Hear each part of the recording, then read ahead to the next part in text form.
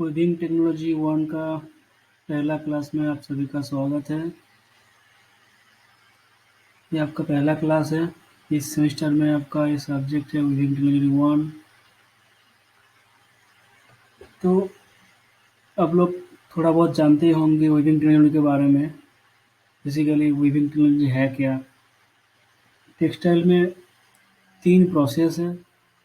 एक हो गया आपका स्पिनिंग, दूसरा हो गया वीविंग, तीसरा हो गया केमिकल प्रोसेसिंग। तो स्पिनिंग में क्या होता है, फाइबर से धागा बनता है, और वीविंग में धागा से फैब्रिक बनता है, कपड़ा बनता है। और केमिकल प्रोसेसिंग में जो कपड़ा वीविंग में बनाया होता है उसको आप केमिकल प्रोसेसिंग करते हैं। इसमें डिसाइज, कवरिंग, ब्लीचिंग, मर्सराइजिंग और डाइंग वगैरह सब आता है। तो हमें अब वीविंग पढ़ना है। वीविंग टेक्नोलॉजी वन और टू दो अलग अलग सब्जेक्ट है आपके सेमेस्टर में। जो वीविंग टेक्नोलॉजी वन है उसमें आपको बेसिक चीज़ें पढ़नी है वीविंग के बारे में, और वीविंग टेक्नोलॉजी जो टू है उसमें आपको डिटेल्स में थोड़ा और एडवांस में पढ़ाया जाएगा। डॉबी, जैकार्ड इसके बारे में, फिर web change motion, drop box इसके बारे में पढ़ाया जाएगा। तो बेसिकली वीविंग है क्या। वीविंग से जो प्रोडक्ट बनता है वो वोवेन फैब्रिक है। यहाँ पे जो आपको इमेज दिख रहा है, मेरे कर्सर को फॉलो करिए। ये जो इमेज बन दिख रहा है आपको, यहाँ पे वोवेन फैब्रिक दिख रहा है। ये वोवेन फैब्रिक का इमेज है। तो इस इमेज में आपको 2 कंपोनेंट दिखाई दे रहा होगा, एक है वार्प यार्न, दूसरा है वेफ्ट यार्न। तो कौन सा वार्प यार्न है, फैब्रिक में जो धागा लॉन्गिट्यूडनल डायरेक्शन में रहता है, लंबाई की दिशा में जो रहता है उसको वार्प यार्न कहते हैं।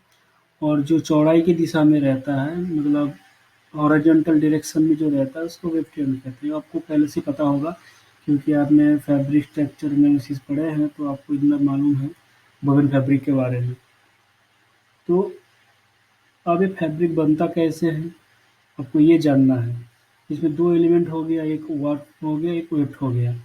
अपने पिछले सेमेस्टर में मतलब थर्ड सेमेस्टर में हम लोग ये पढ़े थे वीविंग प्रिपरेटरी। वीविंग प्रिपरेटरी में क्या था, आपको स्पिनिंग से जो धागा मिलता था उसका वाइंडिंग, वाइंडिंग के बाद होता है वार्पिंग, वार्पिंग के बाद साइजिंग। तो साइजिंग के बाद आपको जो आउटपुट मिलता है साइजिंग डिपार्टमेंट से वो हो गया आपका weavers beam. Weavers beam size किया हुआ धागा होता है, नंबर ऑफ एंड्स बहुत सारा धागा रहता है, उसमें पैरेलल धागा बहुत सारा रहता है, वो आपको साइजिंग डिपार्टमेंट से मिलता है। वो हो गया साइजिंग का आउटपुट। अब उसके बाद आता है वीविंग डिपार्टमेंट। उसके बाद वीविंग डिपार्टमेंट। तो वीविंग डिपार्टमेंट में बेसिकली क्या फीड किया हमने, जो बीम हमें साइजिंग से मिला वो बीम हमने लूम में फिट करेंगे। लूम वो डिवाइस है जिस डिवाइस में वार्प और वेव थ्रेड का इंटरलेसमेंट होता है, उस डिवाइस का नाम है लूम। लूम एक मशीन्स है जिसमें वीविंग का काम पूरा होता है। तो जो साइजिंग के बाद जो हमें बीम मिला था विवर्स बीम, वो बीम को हमने लूम में लगाएंगे। तो अब इंट्रोडक्शन में हम ये देखेंगे बेसिक क्या चीज़ है लूम। लूम इसमें लिखा हुआ है, पहला लाइन जो लिखा है, loom is a device that causes interlacement of 2 sets of thread namely warp and weft threads to form a fabric. एक फैब्रिक बनाने के लिए हमें वार्प और वेब थ्रेड का इंटरलेसमेंट कराना है, और वो जहाँ पे होता है, जिस मशीन के द्वारा ये काम होता है उसको लूम कहते हैं। ठीक है। सेकंड लाइन में जो है ये थोड़ा बहुत हिस्ट्री लूम के बारे में बताया गया है। मैं और डिटेल्स में हिस्ट्री इसको बताऊंगा क्या है। The first loom in history is a पीट लूम। पीट लूम एक टाइप का लूम है, एक नाम दिया गया था। ये बहुत, मान लीजिए 2000-4000 साल पहले अगर इधर पीछे जाएंगे तो आपको ये जो लूम डेवलप हुआ था उसको पीट लूम कहते हैं। उसके बाद subsequently the handloom was developed and then power loom. पहले पीटलूम डेवलप हुआ, उसके बाद हैंडलूम आया, फिर हैंडलूम के बाद आया पावर लूम। इसमें क्या लिखा है? After the advent of power looms in number of developments have taken place. फिर पावर लूम डेवलपमेंट होने के बाद उसमें बहुत सारा डेवलपमेंट किया गया है। तो जो सबसे पहले जो हैंडलूम पावर लूम डेवलप हुआ था उसमें वो था non automatic type. Non automatic type का मतलब है अ, जिसमें बॉबिन चेंज शटल चेंज करना होगा, वो भी बाय हैंड करना होगा, मैनुअली करना होगा। पीछे जो let off motion take off motion है वो भी आपको मैनुअली टेंशन देना होता था, मैनुअली करना होता था। तो हो गया नॉन ऑटोमेटिक। उसके बाद आया उसके बाद जो डेवलपमेंट हुआ वो है positive let off device for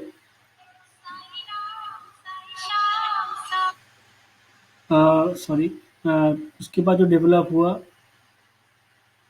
non automatic loop में क्या है, इसमें ना इसमें पॉजिटिव लेट ऑफ डिवाइस था, ना कि इसमें वाफ्ट मैकेनिज्म था या फिर वेफ्ट वेफ्ट चेंजिंग मैकेनिज्म था। इसका मतलब ये है लूप में प्राइमरी मोशन आपको मैंने पहले बताया था, तो उसमें जो होता है शेडिंग, पीकिंग और बीट अप। उसके अलावा भी जो सेकेंडरी मोशन है उसमें लेट अप और टेक अप होता है।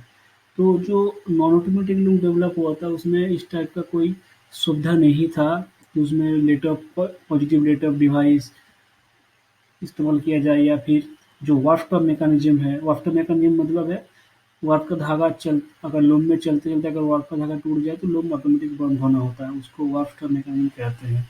और वेव चेंजिंग मैकेनिज्म वो है मतलब अगर आपका शटल के अंदर जो बॉबिन लगाया जाता है, वो बॉबिन अगर खत्म हो जाता है तो ऑटोमेटिक चेंज होने को वेव चेंजिंग मैकेनिज्म कहते हैं। ये सब जो सुविधा है ये उस नॉन ऑटोमेटिक लूप में नहीं था।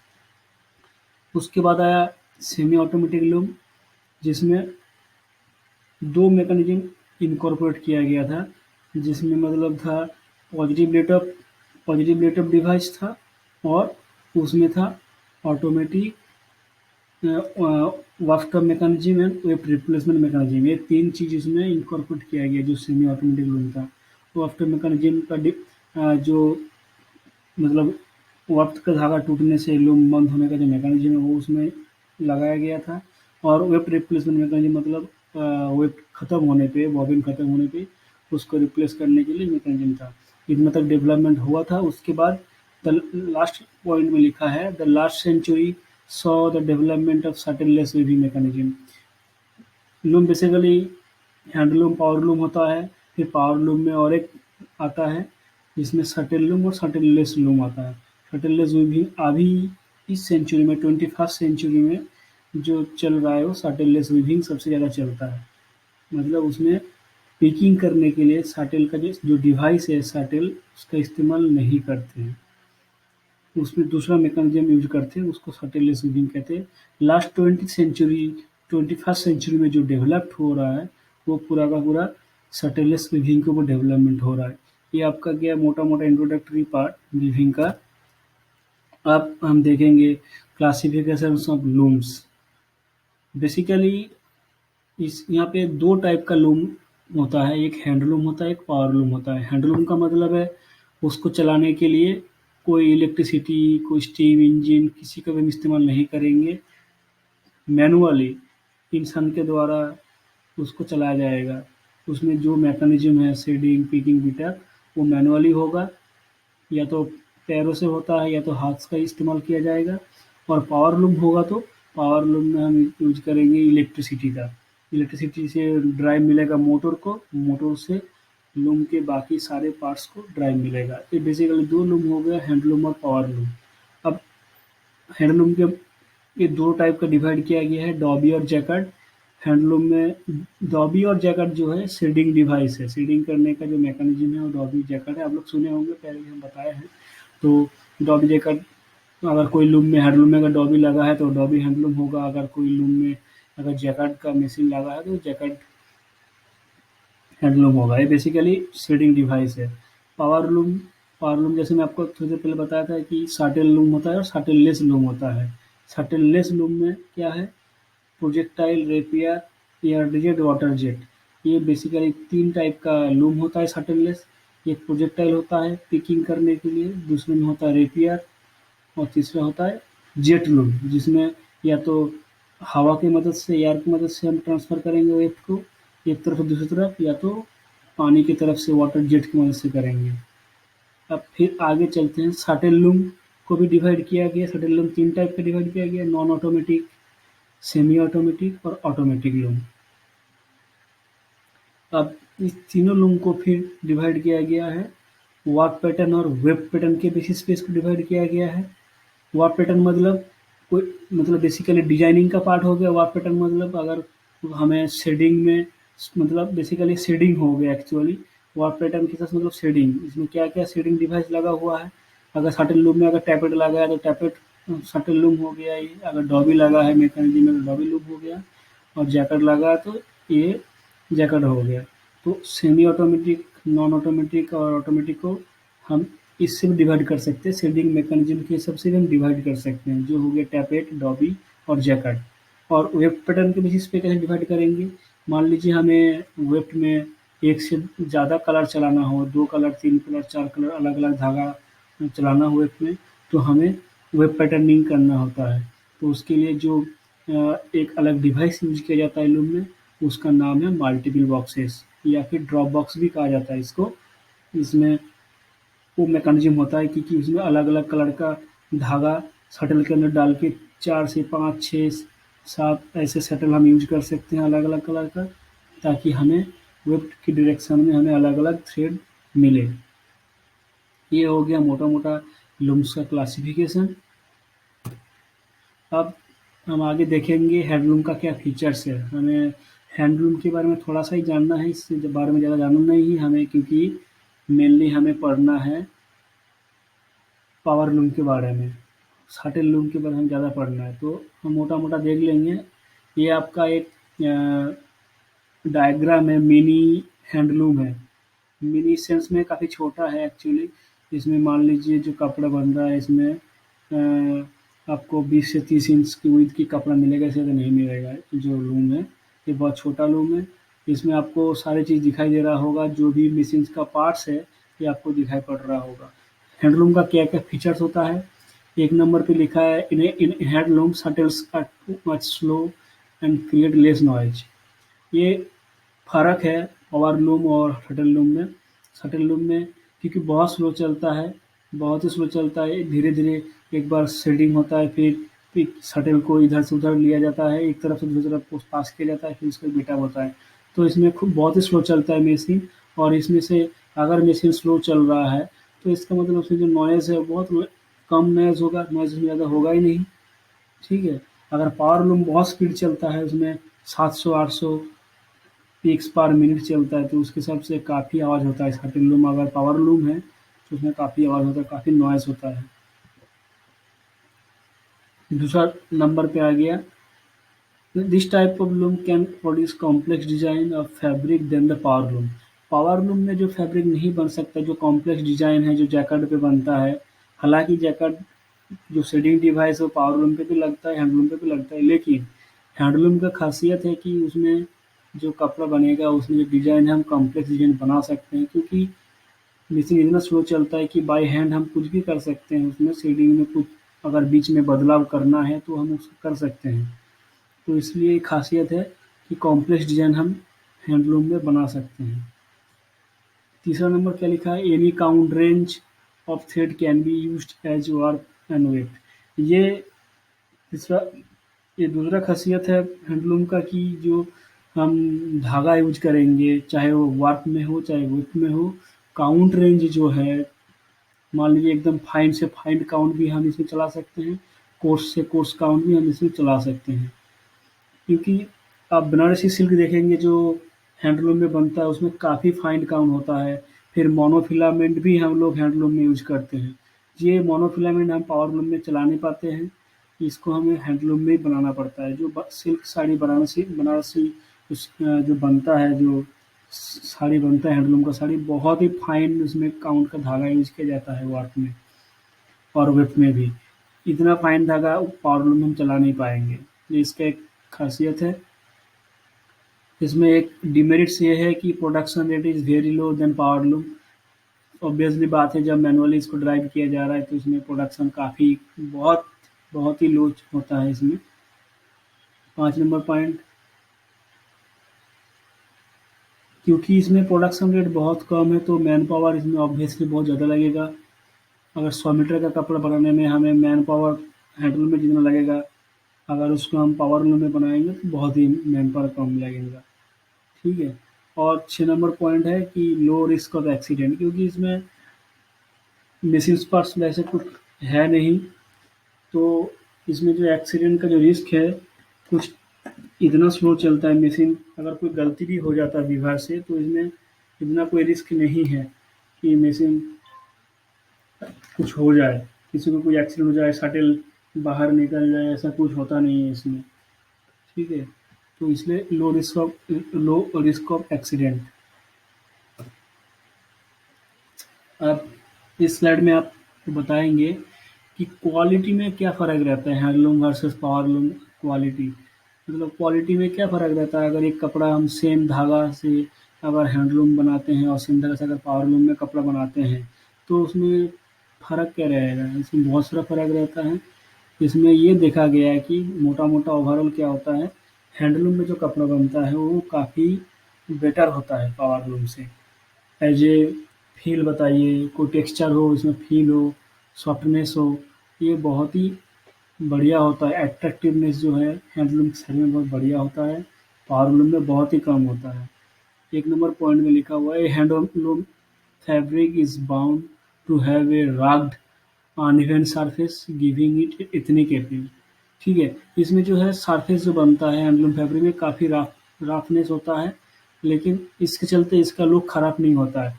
रफनेस होने के कारण से इसमें जो लुक आता है, एक बढ़िया-सा अट्रैक्टिव लुक आता है। इसमें आपको हैंडलूम की सारी जो इसमें नॉट्स देखने को मिलेगा, खिंचा हुआ धागा मिलेगा, थ्रेड पूल्स बॉर्डर के सामने, सेल्वे के सामने आपको मिलेगा। अगर सेम धागा, सेम काउंट से, सेम कंस्ट्रक्शन से अगर हम पावरलूम में बनता है, तो इसमें आपको इस तरह का कोई नॉट्स नहीं मिलेगा, थ्रेड्स पुल नहीं मिलेगा, आपको अनइवन सरफेस मिलेगा नहीं। ठीक है? तो इसमें क्या होगा, आपको बिना फॉल्ट के कपड़ा मिलेगा।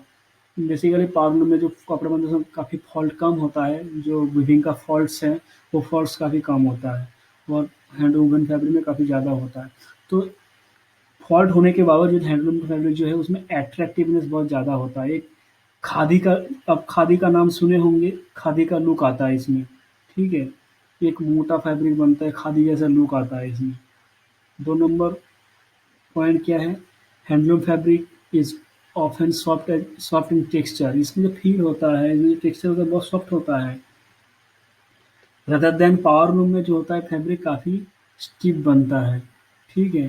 क्योंकि पावरलूम में क्या होता है, इसमें जो ईपीआई, पीपीआई फिक्स होता है, पीपीआई जितना आना उतना आता है, कम बेसी होता नहीं है। तो एकदम वीविंग जो होता है कॉम्पैक्ट होता है उसमें वीविंग, कोई फॉल्ट नहीं, कोई ये नहीं, हाई स्पीड में मशीन चलता है तो जो उसमें फैब्रिक जो बन के आता है वो काफ़ी स्टिफनेस होता है उसमें, इतना मतलब रेज़िलिएंट नहीं होता, इतना उसमें फ़ील अच्छे से नहीं आता है, लेकिन हैंडलूम फैब्रिक में काफ़ी अच्छा फ़ील आता है। इसमें लिखा हुआ है, और एक इसमें क्या होता है, इतना अच्छा लूज़ वीविंग इसमें जो होता है, वीविंग इतना कॉम्पैक्ट ना होता है, तो उसमें क्या फ़ायदा मिलता है, इसमें क्या लिखा है, which also makes them more resilient. As mentioned earlier, they breathe, allowing air to pass through, whereas in powerloom you experience a feel of blockage. अगर इतना लूज लूज वोवन फैब्रिक बनाएंगे तो उसमें हवा पास करेंगे, तो उसमें उस फैब्रिक को अगर हम पहनेंगे तो उसमें क्या होगा, तो उसका फील अच्छा आएगा, क्योंकि इसमें एयर पैसेज अच्छा मिलता है। फिर जो स्वेट है, मॉइस्चर जो है शरीर में, जो मॉइस्चर डेवलप होता है गर्मी के सीजन में, वो भी पास हो जाएगा फैब्रिक से, तो उसमें फील अच्छा आएगा। तीसरा पॉइंट लिखा गया है, handloom fabric often has extra thread left at the end of the pallu which can be used for making tassels. Tassels वो होता है, आप देखे होंगे जो दुपट्टा होता है, दुपट्टे के एकदम किनारे में जो एक्स्ट्रा थ्रेड होता है वो बंधा हुआ होता है, बहुत सारे धागों को एक साथ बंध के एक नॉट कर दिया जाता है, उसको टसल कहते हैं। ठीक है?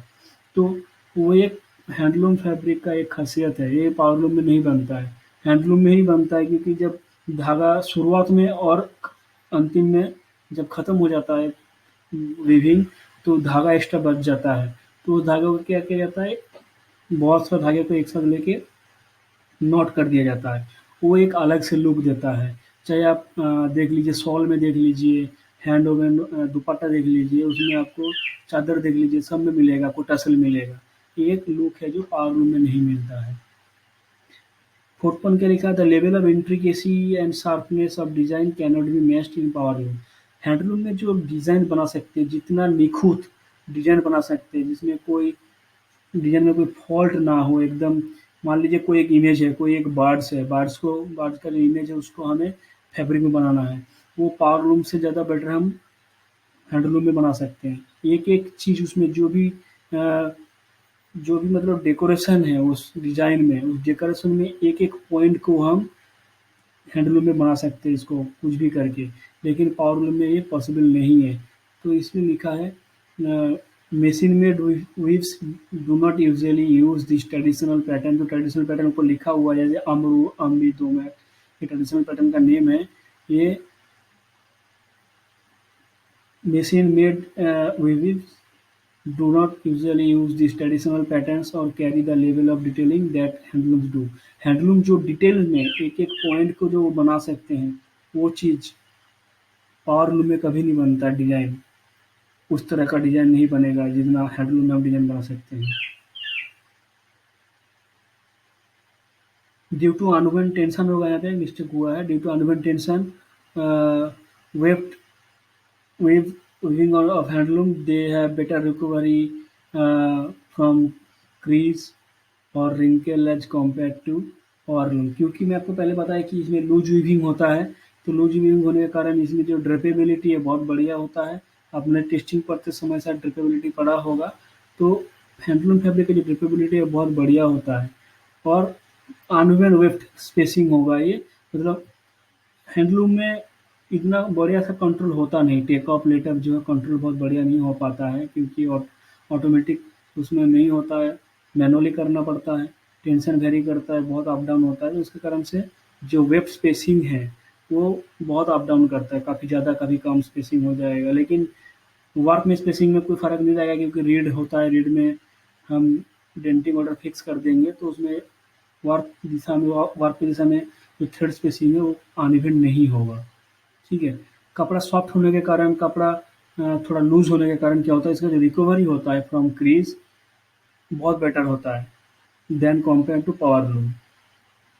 6 क्या है, uneven selvage produced in handloom, but in power loom selvage uneven selvage produced। ठीक है। हैंडलूम में जो फैब्रिक बनाएंगे उसमें जो सेल्वेज होता है अनइवन होता है, क्योंकि जो वेफ्ट का जो टेंशन है, क्योंकि हाथ से उसको पिकिंग करना होता है, तो उससे क्या, तो टेंशन वेरी करता है, कहीं टेंशन टाइट होगा, कहीं लूज हो जाएगा। उसके कारण से क्या होगा, जो सेल्वेज बनेगा वो एक लाइन में, आपको एक लाइन में नहीं दिखेगा, कहीं टेढ़ा, कहीं कहीं अंदर आपको लगेगा अंदर घुस गया है, कहीं लगेगा बाहर निकल गया है। ठीक है। और कहीं देखेंगे धागा, लूज धागा आपको किनारे में दिखेगा, वो पावर लूम में नहीं होगा, ये सिर्फ हैंडलूम में ही होगा, क्योंकि टेंशन वेरिएशन काफ़ी ज़्यादा होता है वेब थ्रेड में। तो इसके चलते जो सिल्वर मिलेगा वो अनइवन होगा। ठीक है। ये खासियत है हैंडलूम का। 7 नंबर पॉइंट क्या लिखा है, मैं जब ये पॉइंट वही है जो मैं पहले बताया था 7 नंबर पॉइंट में, कि any material any count of yarn can be processed in handloom, that is not possible in power loom. ठीक है। कोई भी काउंट रेंज हो, फाइन से फाइन काउंट हो और कोर्सर से कोर्सर काउंट हो, मटेरियल कुछ भी हो, पॉलिस्टर, कॉटन, नायलॉन, सिल्क, कोई भी मटेरियल हो, चाहे वो फिलामेंट हो, चाहे वो स्टेपल फाइबर का yarn हो, कोई भी yarn इसमें हम चला सकते हैं हैंडलूम में, इसमें कोई दिक्कत नहीं। लेकिन ये चीज़ हम पावर लूम में नहीं कर सकते। पावर लूम में एक लिमिटेशन है कि हम कौन सा काउंट का धागा चला सकते हैं, कौन सा मटेरियल हम चला सकते हैं। ये ओवरऑल आपको गया पावर लूम और हैंडलूम का जो फैब्रिक बनता है उसमें क्या फ़र्क रहता है, क्या डिफरेंस रहता है in context of feel, texture, physical properties और लुक वाइज, ये आपको बताया गया। आगे हम देखेंगे वर्किंग ऑफ हैंडलूम्स। अब ये जो आपके सामने जो इमेज है, ये इमेज एक लाइन डायग्राम है, आपको साइड व्यू है एक लूम का। बेसिकली लूम हैंडलूम जो होता है वुडन फ्रेम का बना हुआ होता है हैंडलूम। ठीक है, सारा मटेरियल वुडन का होता है। थोड़ा बहुत जो बियरिंग्स हो या फिर रीड हो, ये मेटल का पार्ट होता है, या फिर हील्ड वायर हो, ये मेटल का पार्ट होता है। मैक्सिमम चीज़ जो है वुडन से बना होता है। ठीक है, हम एक नज़र लगा लेंगे कि इस हैंडलूम में बेसिकली क्या क्या आपका कंपोनेंट है। एक नंबर जो है वुडन फ्रेम है, एक क्यूब टाइप एक वुडन फ्रेम होता है। ये तो आपका साइड व्यू दिखा रहा है, एक तरफ से दिख रहा है आपको, पूरा लूम आपको दिख नहीं रहा है इसमें। तो एक नंबर जो वुडन फ्रेम है पूरा। 2 नंबर ये है, ये सीट फॉर वीवर है, मतलब इसमें बैठ के वीवर कपड़ा बनाता है। ठीक है, बैठने की जगह है वीवर के लिए। 3 नंबर पॉइंट जो हो गया, 3 नंबर पॉइंट है वार्प बीम लेटऑफ, मतलब बिना बुनाई का जो धागा, वार्प बीम मतलब जो आप लोग मान लीजिए जो साइजिंग में जो आप बीम बनाते हैं रिवर्स बीम, वही बीम यहाँ पे बेसिकली बीम होता नहीं है उस टाइप का, जो फ्लेंज डबल फ्लेंज का बीम होता है उस टाइप का बीम नहीं होता है, क्योंकि बहुत कम लेंथ का फैब्रिक बनाते हैं हैंडलों में। मान लीजिए 5 मीटर 6 मीटर का फैब्रिक बनाए तो उसमें जितना धागा चाहिए होगा वार्प में, वो इसमें लपट जाता है। ये वार्प बीम हो गया। ठीक है, यहाँ से धागा लेटर हो, यहाँ से छोड़ा जाता है धागा को आगे बढ़ने के लिए। 4 नंबर हो गया वार्प थ्रेड्स, ये जो लाइन आपको दिख रहा है ये वार्प थ्रेड्स है। ठीक है, 5 नंबर हो गया बैक बीम, क्योंकि ये गाइड कर रहा है वार्प थ्रेड को। यहाँ से वार्प बीम से निकला, फिर ये बैक बीम है या फिर बैक रेस्ट कह सकते हैं, इसके ऊपर से पास किया जाएगा। उसके आएगा 6 नंबर पे। 6 नंबर क्या है, ये लीज रॉड है। ये क्या है, लीज रॉड। लीज रॉड का काम क्या है, ये वार्प शीट को 2 लेयर में भी सेपरेट करता है। डबल लीज रॉड किया गया, अभी 1 और 2 लीज रॉड किया दिया गया है। ये 2 शीट को डिवाइड तो करता ही है, साथ में एक एक धागा जो है आपस में उलझ ना जाए, जो पीछे धागा है आपस में उलझ ना जाए, धागा कोई टूट जाए, वो अगर मिलने के लिए लीजिंग किया जाता है, ताकि जो धागा है वो कॉन्जिक्यूटिव जो धागा है वो आपस में ना मिले। जो धागे का जो पोजीशन है, मान लो जो धागा सबसे पहले पहले वो मेंटेन रहे, और जो 2 नंबर मेंटेन रहे, जो 3 पे है 3 नंबर पे मेंटेन हो उसका पोजीशन। पोजीशन मेंटेन करने के लिए लीजिंग किया जाता है। ठीक है, 7 नंबर पे आ गया हील्ड फ्रेम। आपको पता ही है हील्ड फ्रेम का क्या काम है। Heald frame mainly shedding device है। इसको शेड को जो वार्प शीट है उसको 2 लेयर में डिवाइड करने के लिए, एक टॉप शीट एक बॉटम शीट, 2 शीट में डिवाइड करने के लिए हील्ड शेफ्ट का, हील्ड फ्रेम का यूज़ किया जाता है। इसको हार्नेस भी कहते हैं, हील्ड फ्रेम कहते हैं, हील्ड शेफ्ट भी कहते हैं। 7 नंबर हो गया। 8 नंबर में आपका क्या हो गया, हील्ड आई। हील्ड शेफ्ट के अंदर होता है हील्ड वेयर। हील्ड वेयर के बीचों बीच एक गैप होता है, उसको कहते हैं हील्ड आई, जिसके थ्रू एक एक वार्प का यार्न एक हील्ड आई से पास किया जाता है। एक वार्प यार्न एक हील्ड आई से पास किया जाता है। और हील्ड फ्रेम में काफ़ी सारा हील्ड वेयर होता है, जितना नंबर ऑफ एंड्स होगा उसके हिसाब से हील्ड वेयर होगा। यहाँ पे 2 हील्ड शेफ्ट दिखाया गया है। 2 हील्ड शेफ्ट से हमें एक ही वीव बन सकता है, आपको पता है, जो प्लेन वीव है।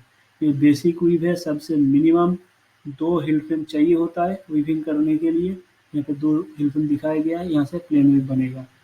ठीक है, 9 नंबर क्या है, शटल विथ वेफ्ट यार्न। ये आपको क्रॉस सेक्शन व्यू दिखाया गया है। एक शटल है जिसके अंदर वेफ्ट यार्न का बॉबिन होता है, जिसको पार्न कहते हैं, PIRN, पार्न भी कहते हैं। इसमें वेफ्ट यार्न रहता है शटल में।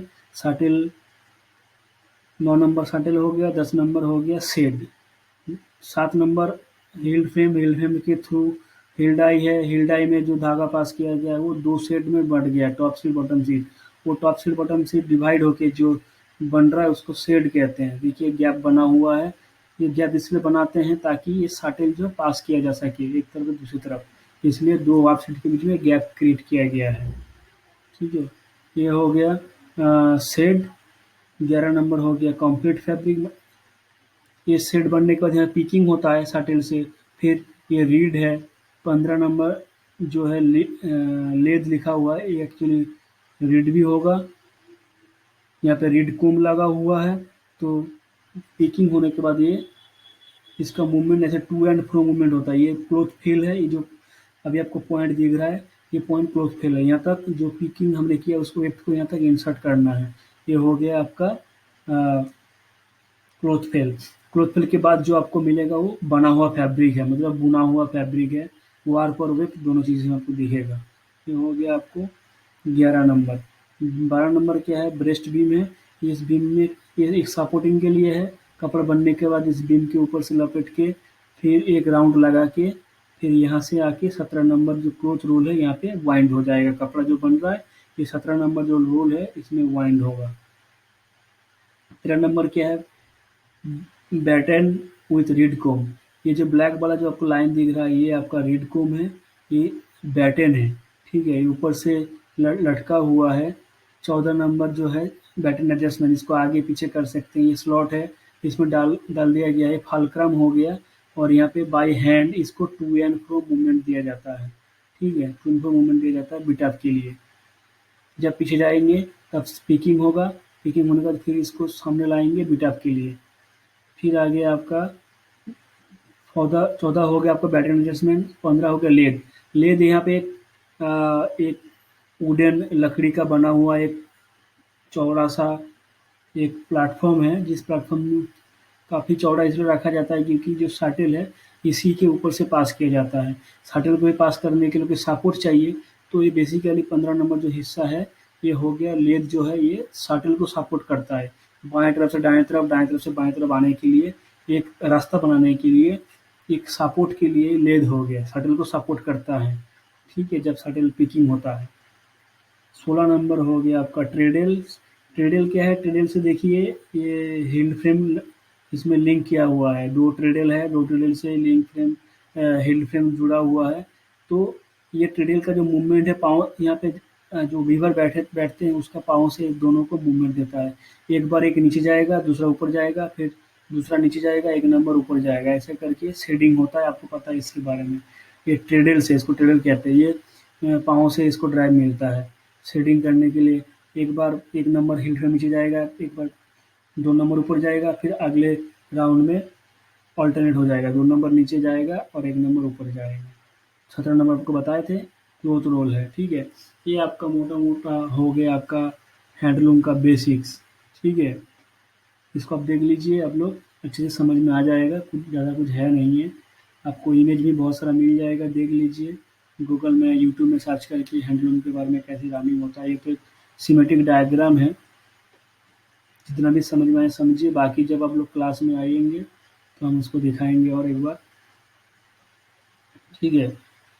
आज का क्लास यहीं तक है, फिर आगे चल के हम लोग पावर लूम के बारे में पढ़ेंगे, बेसिक पढ़ेंगे पावर लूम का क्या है उसमें, फिर हिस्ट्री पढ़ेंगे वीविंग का, ठीक है। Thank you.